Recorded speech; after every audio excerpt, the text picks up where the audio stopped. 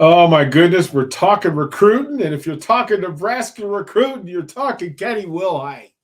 You are Locked On Huskers, your daily podcast on the Nebraska Cornhuskers, part of the Locked On Podcast Network, your team every day.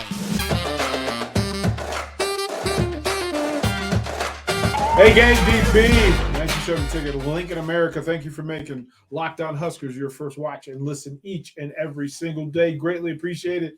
This episode is brought to you by the folks at FanDuel Sportsbook, the official sportsbook of Locked On. FanDuel.com/Locked On for discounts and details. You know, you can, whatever, UFC your thing, March Madness your thing, XFL your thing, they got you covered there at FanDuel.com. Make every moment more. This episode, I do want to talk about recruiting, the process, the actual process of how recruits find their way onto the roster at the University of Nebraska. And if you want to talk about that at the University of Nebraska, you're talking about one man and one man only. Coach Kenny Wilhite. What's happening, Coach? What's up, my guy, DP? How you doing, brother? I'm good. Thank you for doing this. Thank you for look. Sometimes the studio is a classroom. Today, they're going to learn today. They're going to learn today. They're going to learn today on what this process is. First of all, let folks know what your title was with the University of Nebraska. Well, formerly known as the Director of High School Relations. What that entails is in-state recruiting, walk-on program. I was also the pro liaison. So through all of that, and how long did you do that? I did that for 7 years. 7 years of owning the state of Nebraska when it comes to high school football, knowing the coaches, knowing the players, knowing the families, and then somehow being the liaison and connecting the best players in the state of Nebraska and getting them onto and into the program at the University of Nebraska. So let's go through the process. First things first is identifying talent. Yes. Give me some of the ways that you actually get introduced to the talent around the state of Nebraska. Well, Twitter has become one of our recruiting's best friends because a lot of guys post their highlight videos on there, their offers on there. So if you see that, or if you see an offer, or if you see a highlight video, you watch it. If you think it's a kid that you think can help the University of Nebraska, now the recruiting process starts. If you see something that sparks, and sometimes it's everything, sometimes it's something. Once that happens, what is the process? So for all the parents and athletes out there that want to know what they should be doing to get Kenny Wilhite's attention, what should they do? First and foremost, you got to have a Twitter. When I say you have a Twitter, use your own personal name, not an alias, not a street name. Use your government name. It's easier to find you. On your Twitter, also have your information, address, phone number, email, your huddle video. And your huddle video needs to be one continuous clip, not one clip, then another clip, then another clip, but one continuous highlight. Once that is done, and if I find you, I will friend you on Facebook, Twitter, Instagram, Snap, whatever. I'll find you on all those social media outlets and friend you. If you're a player of age, I'll DM you. If you're a player of not of age, then I'll reach out to your high school coach. We'll get that process started that way. Should the coach and the school be prominent in these profiles? Yes. Right? That's coach, simple, right? Also include your high school coach, his contact information. That way I don't have to try to Google him or call the school to get his information. Cell phone numbers are prevalent. Emails are prevalent. And then the school, of course. Coach, in this, right now, you've identified them, and now the notification process. Would you prefer to talk to parents or coaches? First and foremost, I want to talk to the coaches, get a blanket background on the kid. Good kid, troubled kid, how's his parent life, single parent, 2-parent home, mom and dad work, good jobs, they struggling. That way you'll get some information that you could have noted, and then once you contact the kid, then you'll also include the parents. After that contact, now we mentioned films. Yes. And you and I have jokingly just laughed and howled because there are good films and then there are bad films. Let's start with the things that you must have in your film. Well, you must have, if you're whatever position you play, please put your best highlights first. Don't put a highlight of you running and helping on the tackle.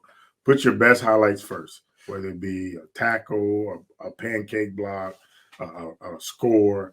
Make sure your best highlights are first, because your first 4 clips is what keeps our attention. 5th and 6th clip keeps our attention even more. We get to 8 and 9, you may be a guy that we want, but you can lose us in your first 4 clips. Now, the other side of that, bad clips. What when you watch it, you go, oh man, I can't even watch this. Well, if you're falling down and you're making a tackle, that's not a good clip. That's not a good clip. Or if you catch a ball and you cut it off before the end of the clip, that means you either fumbled or you got caught. If you're running for a touchdown and you get caught and you cut the clip off before then, or you cut it off because you got stripped, that's not a good clip. We want the full clip or a good clip. That's something we can evaluate. How long should this series of clips be? Maybe a minute to 2 minutes. It doesn't have to be long. Like I said, the first 4 clips is what attracts us. If they're bad clips, you're going to lose our attention. If the first 4 clips are really good, we're going to get to 8 and 9. And then once we get to 10, be like, yeah, this is a kid that we need to contact with to make sure we have all his information. It's always funny, right? That no matter what position, players will circle and then they will show what's going on.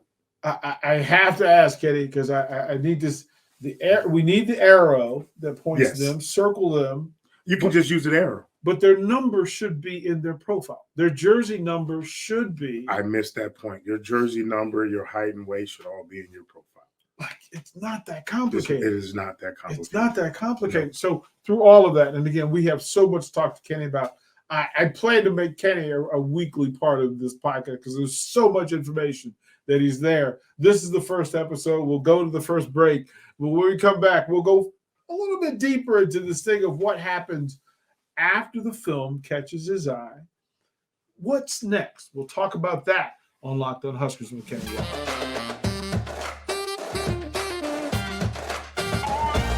Welcome back, DP. Locked On Huskers. Once again, thank you for making Locked On Huskers your first watch, your first listen each and every single day. We appreciate it. Take time now, if you would, subscribe. Go down there, put your comments down there. If you have questions down there, put them down in the box. We'll get them to you in the next episode. We'll do that. Share, follow, and subscribe if you would, please.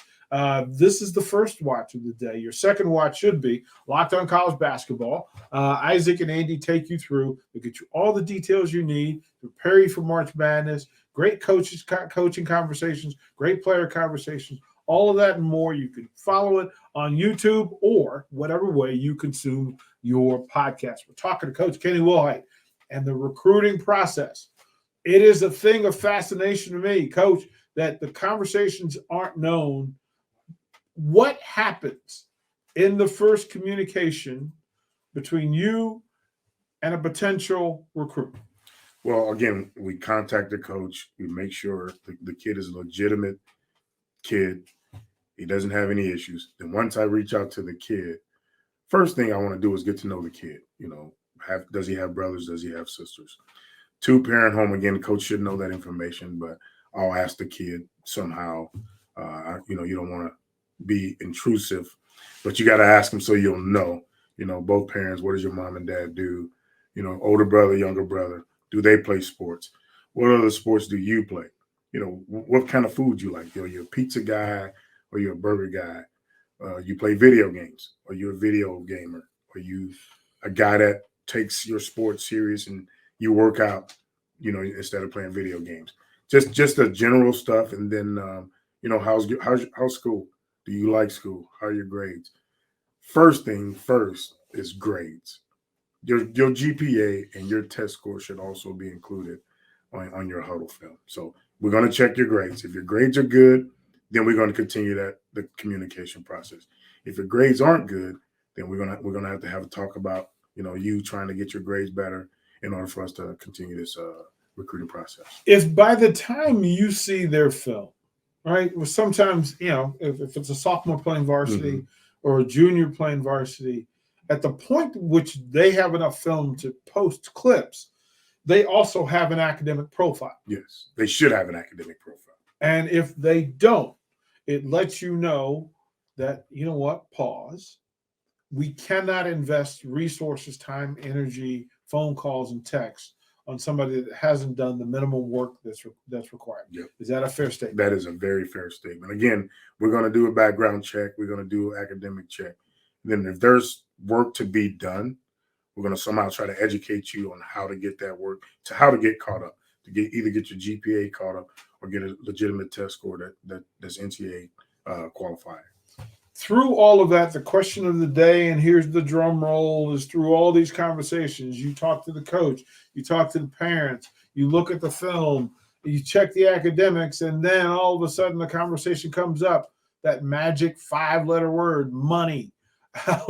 When does money pop into the conversation? When you say money, are you talking NIL or are you talking scholarship? Both, either or. Well, both of them are out of my control. But what I can do is give your film and your information to the proper person that needs to get it evaluated. Once that is evaluated, now we want to get you on campus. We want to get you on campus as early as possible. That way we can sit down face to face, get to know you as a person. Now, if you're a big time recruit where you have offers already, hopefully you don't bring up money. But if you do, we can discuss money. There's proper people in place for you to discuss that with. I would never discuss money with you. The only thing I can discuss with you is how I can get you a scholarship to the University of Nebraska. Let me ask this. How many clips of film would you watch in a day? How many players would you see in the course of a day? I try to knock off upward to 20 to 25 throughout the day. Mm-hmm. You take lunch, and then you possibly get more, because after you watch one, now you want to start if it's a kid that you think could play, now you want to start the communication process. If it's a kid of age, you reach out, you DM the kid, say, I need this information. Or if it's just a kid, you need to reach out to the coach. Now you try to get in touch with the coach to get more information. Then you try to have the coach have the kid call you or reach out to you. So it all depends on how many kids you like and how many kids you don't like. I've have a notepad that I have 30 kids with no's on them. Then I have a notepad that has 25 kids with yeses on them. Those yeses needs to be, the communication process needs to start from that day. How much communication is it between you and a group coach? So let's say the defensive backs coach, about positions of need, skills of need, talents of need. How much of the conversation, because there's no point in you looking at a 5'7" corner, even though you were a 5'9" corner. 5'8". You gave me an inch. 5'8". No, but so if I found a corner, our position coaches had specs. The kids, what height, weight, size, body types they wanted for their position, their certain position. But if I saw a 5'7", 5'8" corner that I thought that could legitimately play, me and our defensive back coach used to talk about it. We'd sit down and I'd be like, yo, you need to watch this kid. He can play. He can help you.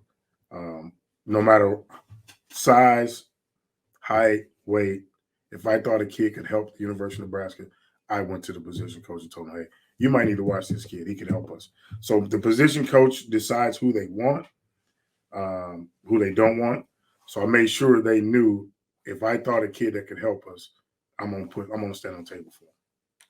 How much of that is, you like to use the phrase projecting forward? Mm-hmm.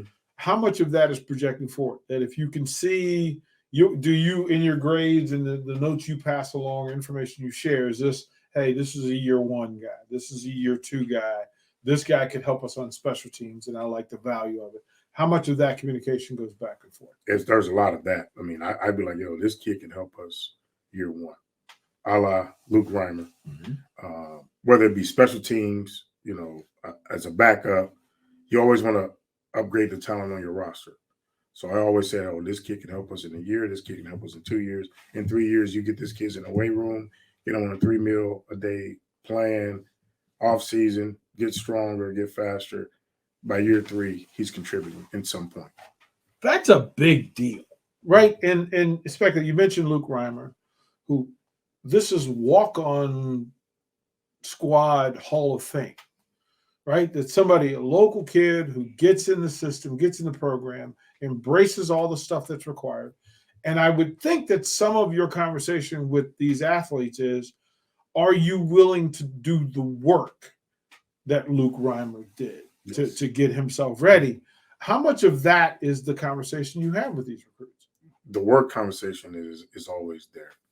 It's nothing in life is going to come easy. So you always tell a kid, you're going to have to put forth the effort in the weight room, in the off-season program, in the summer program, and you're going to have to get bigger. You're going to have to get stronger. You cannot come here thinking you made it just because you wearing that you wearing that jersey. There's a lot of work involved.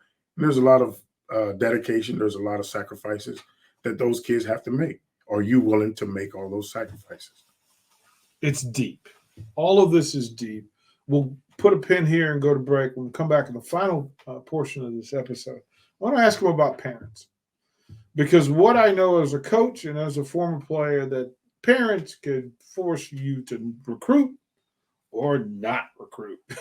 We'll talk about that when we come back to close out Locked On.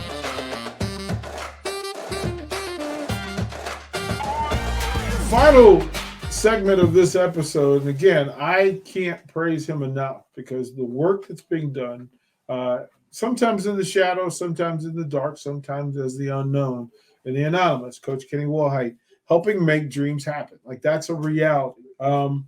That's the good stuff. The things that you have to deal with, and as a parent, if you're watching this and you have a young person that's going through the recruiting process, Coach Wilhite can help you. He can actually help you make decisions and decide on what to do and what not to do. What can a parent do to make you want to recruit their child more? The parent, first and foremost, needs to be honest with themselves. Is my kid good enough to play at a Division I school? Not just Nebraska, but a Division I school anywhere. That could be KU, Iowa, Kansas State, anywhere. But you have to be honest with yourself. You have to look yourself in the mirror and say, is my kid good enough? And if you think your kid is good enough, now you reach out to a school, send the film, but you don't need to send the film and then send 30 emails behind the film. That doesn't help the cause. The film speaks for itself, and if there's any interest in your son or daughter, that's so good. Son or daughter, there will be contact made. Another thing I want to say for parents is we don't need helicopter parents. And when I say helicopter parents, that's a parent that's always trying to be involved. The kid controls what happens with him, whether it's playing time, if he's going to be on the team. He controls that. You can't control it from the outside. The only person that controls that is the kid. It's so simple, but so necessary to say these things. And again, this is part of why I want to have Kenny as a part of this podcast, because we do a lot of recruiting talk. And in that, you want to be helpful and you want to be enabling folks who watch this podcast to actually know what's going on, like to actually know the process through that. If you were trying to give student athletes who are watching a key work ethic thing that is required, that you could ask them, okay, do you possess this one talent? What would that one talent be? Dedication. Are you dedicated to your sport, to your individual sport? Dedication. Again, a kid sitting at home playing video games, he's not dedicated to his sport. A kid going out, smoking weed, drinking with his buddies, hanging out, he's not dedicated to his sport. You have to make sacrifices. So dedication, sacrifice, and accountability. You're accountable for your own actions. And if I'm hanging out with DP and I know DP's going to do something crazy or wants to do something crazy, and I allow DP to do that, I'm just as guilty as DP. But if I'm hanging out with DP and I try to tell him what not to do and how to do it and he doesn't listen, then me and DP are going to go our separate ways. I'm going home. You do what you need to do. And then hopefully I don't see you on the news at the 10 o'clock news. And throwing away a recruiting prospect. I talked to a lot of guys from my neighborhood in St. Louis. They say shoulda, woulda, coulda. Right? I was no saint, but I knew when they was trying to do something wrong, and I'm going in a different direction. So you're responsible for yourself And you could also be responsible for the next man if you don't allow them to do something crazy. That's going to hurt their recruiting process. Every great athlete and coach I know a friend who was a better athlete or better coach who simply didn't do the things required to get to where they tried to get to. Kenny, thank you, kind sir. Thanks for having me, brother. This episode is brought to you by the folks at FanDuel Sportsbook, official sportsbook to Locked On. Again, make every moment more. You could do that. Thanks for making Locked On Huskers your first watch and listen. Your second watch and listen should be Locked On College Basketball. Go see Isaac and Andy. Let them take you through college basketball season and get you prepared for March Madness right around the corner. Make it happen. You can find it on YouTube or however you consume your podcast. And we'll close this episode as we do with those 3 words that mean so much and we love so much. Go Big Red!